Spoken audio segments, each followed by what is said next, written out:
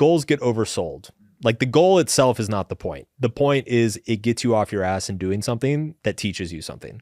That's what's meaningful. The goal itself is usually completely arbitrary. And I'd say 9 times out of 10 isn't actually the thing that is rewarding. Occasionally it is. Occasionally you do have a goal and it is actually the thing that makes you really happy and it is very rewarding. That does happen. But I think that's a minority of the time. That's the exception. The majority of the time, the goal is just kind of this arbitrary thing for you to aim at. And it just gets you off the couch, gets you out in the world, gets you working on yourself, learning, growing, doing different things. And it rarely works out the way you expect it to. Often my experience is that most goals, even when I hit them, it's a mixed bag. It's like, okay, well, that was worthwhile. Like when I was losing weight, I had a lot of weight loss goals. And as I hit them, there was never this like, oh my God, 30 pounds. Like it was always this mixed bag of like, okay, well, that was really hard.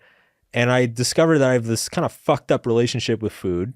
And I realized that my social life is probably contributing a lot to my health issues. So I'm going to have to re-examine my social life. And it just became this very bittersweet thing of like, okay, well, I hit the goal, but that actually seems like the least important thing that's going on right now because the path to get to the goal raised all these other issues and made me aware of all these other things happening in my life that now I need to address those and think about those. There was quite a bit of that. And the responses, people were like, I was going to try to get healthy, but actually I realized that I smoked too much weed, or whatever it is, or I need to quit smoking first, or something like that. Yeah. I'd say too, one thing I've learned from this, I actually don't set a ton of goals. And I realized this is another self-discovery thing I figured out.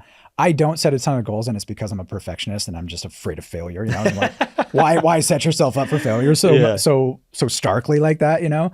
What I found though through all of this is, and listening to you talk about this has been more like, it's fine. It's okay if you don't hit that goal. And so for me, that's just been like, okay, it's okay. You can change your goals. You can give them up. You can find new ones. You and I are opposite in that regard. And, and it's, I mean, I don't have to tell you, like, how many goals have I set within the business over the last 10 years? Like uncountable. Yeah. How many have I completely abandoned after like 2 months? 90% of them. Yeah, exactly. Yeah. Like it's they get you oriented in a certain direction. And I mean, it's the same within business as well. You're like, oh, we're going to drive revenue up 25% and on this product line this year. And then you get 3 months in and you're like, oh, actually pushing revenue over here is like creating a bad trade-off over here. And actually we should be focusing on this because that's the better long-term opportunity. Okay, well, fuck that goal, and it's like, that goal's basically gone. But you needed to have that goal to figure out that trade-off was bad so you could reorient the strategy. They're stepping stones. Right. They're stepping stones. And whether you actually hit the goal or not is far less important than what the process teaches you. I guess that's the moral of the story. For sure. Okay. So before we get into your updated goals and maybe what we're going to do for the rest of the year, do you have can we sum that all up a little bit and just give people like maybe a couple of rules of thumb? Obviously there's no real algorithm for when to give up on a goal or when to stick with it or anything like that. But do you have you mentioned a couple of them, I think already. Can we kind of tie this up a little bit? So the principle is that your goal should be moving you towards your values. And the moment that they start moving you away from your values, that's when it's time to give it up. And I think another time to give it up is when you realize that to achieve one goal, you actually need to go back. Like the smoking example is a great example. Like sometimes what you realize is to achieve one goal, you actually need to go back and set another goal first. So that's another example of putting something on the back burner. Also, the realistic thing, like it is very hard. Like we're human. We suck at predicting the future. We suck at having a realistic sense of, what's possible to accomplish in 3 months or 6 months or a year. We tend to overestimate or underestimate what is possible. And so the realism is part of it as well. Is like oftentimes you'll set a goal. It seems like a good goal, but it's probably unrealistic. Like even if I wasn't having the trade-off time at work to do the marathon goal, like let's say I had tons of free time and I had the time to just fucking spend every day of my life running, I probably could have powered my way through the marathon. But a couple of the people I know who do a lot of endurance stuff, they told me they're like, very good chance you would have gotten injured, just given the rate of that I was trying to push myself and lack of experience and everything. So even if that trade-off hadn't existed, it might have been an unrealistic goal. But again, sometimes you don't know if it's unrealistic until you start. You know, sometimes you have to get a month in and be like, oh, this is fucking impossible. Right. Yeah. let me change the goal now. Let me like move the goalpost back and be a little bit more realistic about it. So I think those are 3 principles that people can kind of follow and gauge to know when a goal is worth dropping. Right. Yeah. I think there's some research on when goals do turn bad or toxic or whatever. And they're definitely like the findings are definitely in line with that. Yeah. A lot of times they've done this really at the organization level more than anything. Like organizational psychologists study this a lot.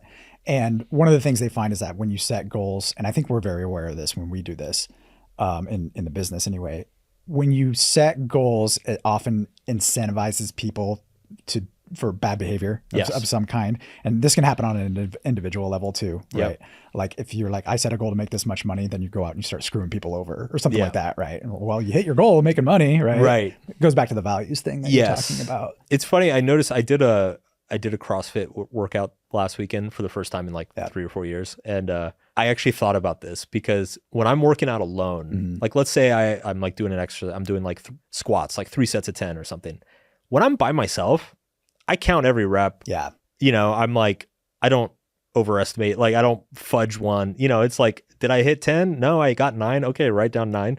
It was funny. I went to the CrossFit gym, and as you know, like a lot of CrossFit gyms, they put you in teams and they set time limits and they give you like, you know, all right, you got to do 50 burpees in this amount of time and all this stuff. And so I started doing this workout and I started fudging reps. Like I'm like, you know, that kind of counted. Like, I'm like, okay, well, I'm supposed to do 50. I'm at 47. That's close enough. You know, let's move on to the next 100%. One. Like I found myself, I'm like, start cheating as you were saying that, like, cause I've seen that research too, that an overemphasis on goals actually makes people less ethical. Yeah. And it reminded me of that, of like, I'm like, I remember sitting there going through this workout at this CrossFit gym. I'm like, I have not cheated on reps like in 5 years, but suddenly I'm surrounded by all these other dudes who I'm like competing with. And now I'm like, okay, I'm going to fudge on this one, you know?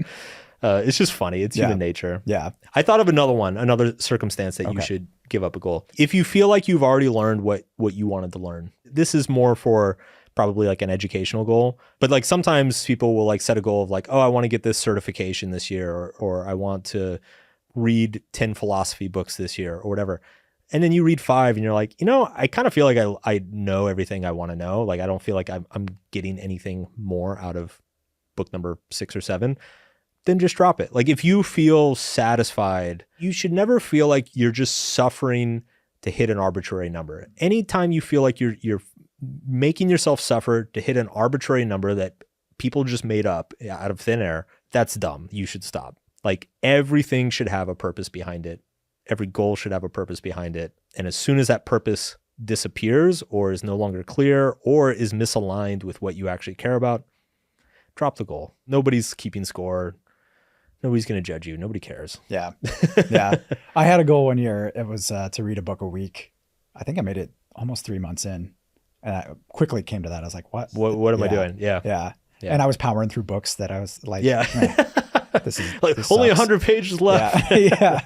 And it goes, like the cheating on the reps thing. Like, do you give it up or do you keep going through? Like, it's like nobody cares. Nobody's keeping score. There was like one person who was like, how are you even doing that? And I'm like, I sit down and I read. And otherwise, nobody cared. Nobody cared. Yeah. Was all that suffering worth that one comment? No, probably not. Was not. No. Okay, cool. So you've given up on your hopes and dreams to run a marathon for now. I mean, I might do one day, but what I realize now is that it's much more of two things. One is I would have to ramp into the training slower. Yeah. And 2 is it's more of a time commitment than I realized. Okay. And so for me to do it again, I would basically give myself more time to ramp up training. And then I would make sure that I don't have other stuff going on in my life that I prioritize higher. Hey everybody, thank you for watching. This was part of the Subtle Art of Not Giving a Fuck podcast. You can subscribe to the podcast anywhere podcasts are available. That's Spotify, Apple, YouTube, Stitcher, whatever you use. So check it out. Thanks for watching. Talk to you again soon.